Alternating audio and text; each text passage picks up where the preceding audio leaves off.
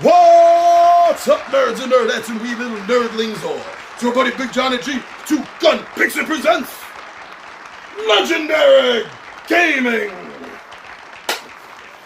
Welcome back, everyone. Thank you for checking us out on Facebook, Instagram, and Twitter. And of course, thank you so much for watching us here on YouTube.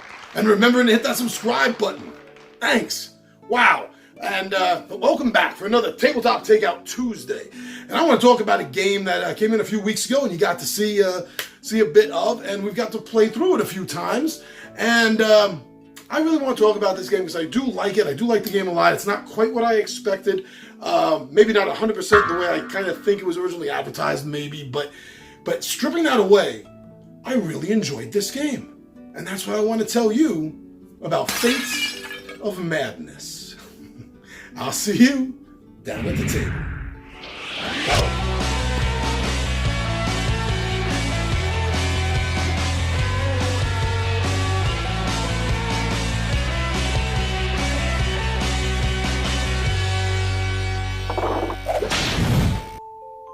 All right, thank you everyone. Thank you so much for joining me on Tabletop Takeout Tuesday.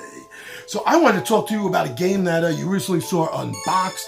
You saw the setup, the how to play, the playthrough of the game, and I've gotten a few more games out under my belt, and it's at the point where I know I enjoy the game enough that I want to tell my friends about Fates of Madness.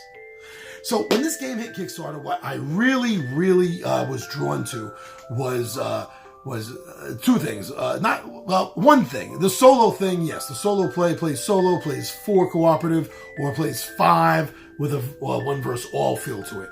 But it was the fact that it was touted as an RPG, a DM-less, unless you wanted to run a DM, a DM-less RPG card game adventure. Ooh, fantasy. Wow. I want to see this. And I looked at it on Kickstarter and I thought, sure enough, yeah, it looked pretty good. So I backed it. It did good. It made its backing. It didn't blow out of the water, but it made enough to get backed and a couple of the stretch goals it made. So I was happy. The game showed up. I read through it. I liked it. I played through it with everyone. I'm still happy. This is not quite the RPG game that I thought it was going to be. In fact, the original not final art, I understand that, but the original not final art for the box did tout it as an RPG card game, and the final version doesn't. And I can understand why they did it. It's RPG light, it definitely is, but it's not an RPG. But it's light enough to feel like an RPG a little bit to you, to give you that sense in your blood that you've played a sort of D&D-ish style game. It does give you that, and that's one of the reasons why I did enjoy it while playing it, even though it wasn't quite like I thought it was going to be. The character classes are really interesting. They didn't necessarily go with the typical classes. There is a wizard in the game, and she's pretty cool. There's also a witch. You wouldn't figure you'd need one with the other, but they do different things. It's not like one or the other even. I've had them in the same campaign and they work well. The bard was an interesting choice. It's not used in a lot of games. In fact, it's not the most liked class. It's more liked now than it was 20 years ago, and it was and 30 years ago. That was a sign. That was a sign from Gygax to stop bad-mouthing bards. But actually, my favorite character in the game is the Alchemist, and I want him on every team. I love the fact that after every encounter with the post-action encounters, the post-action events, if he chooses to, he can brew a potion, which is kind of like a spell effect. That's really cool. I also like the fact that he can disable devices, kind of like a mix of an alchemist and a thief, which is really cool. Actually, this game doesn't have a thief. If you want to be able to break into things, you're going to have the bard or the alchemist in your party. And, it uses a paladin. There's another class, a familiar class that uses a paladin. But then, it has a class that you don't normally find, the Inquisitor. And both of them are kind of similar because they can both smite, but otherwise they do different things. The mix of the characters in the game is really well done. The monsters in the game, well, actually, the locations in the game. The location cards are going to be either a monster or it's going to be a scenario, a scene being played out, a location. The terminology on the cards bothers me a little bit, but it doesn't detract from the greatness of the game. So the monsters are very, very interesting. It has a very different way of handling initiative and attack. And that's all tied into the card combat systems. It doesn't use dice. Everything is card in this game. And you have fate cards, which represent the rolling of dice. So you're going to take your base ability, any item you're using, you're going to add those bonuses together, and you're going to draw a fate card, and you're going to add that to whatever number you're currently sitting on. And that's going to be your total. There are some ones in there, and ones aren't good. But the real ones are the madness cards, which are ones with a skull on them. And these cause some pretty bad effects. And a lot of those bad effects involve how the monster or the boss is going to attack. The characters it's going to attack, the order it's going to attack them in, and how. Maybe it was making mental attacks, but now that you got this madness card, it's going to be making physical attacks. So it changes things up on a whim. That is really fun. I like it when a game has something that you can follow a pattern and do well, but at the same time, there's going to be a monkey wrench thrown in, and you're not going to be able to follow your pattern. But it doesn't completely change it. It doesn't throw it overboard. Just adapt to it a little bit. And this game has that, and that's a lot of fun.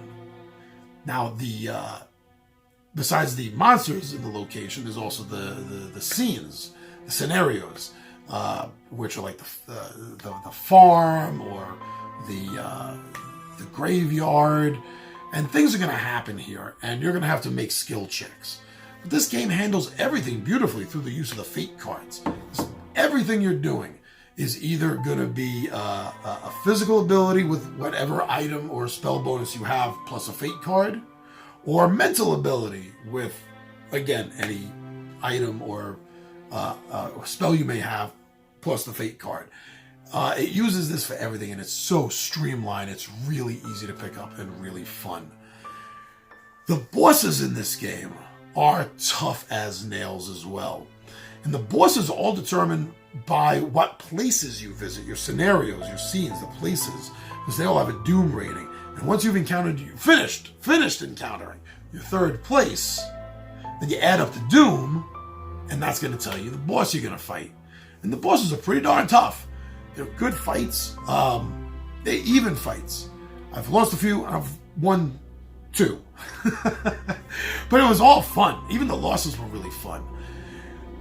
It uses an interesting card system as well to keep track of hit points, where each player is going to have a card numbered 1 to 20, 20 to 11, 10 to 1, and then dead on the bottom.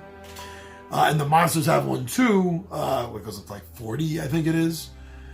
And it's nice, but it gets a little bothersome sliding the card back and forth constantly on it as the points change. But I guess it's easier than keeping track of plastic beads.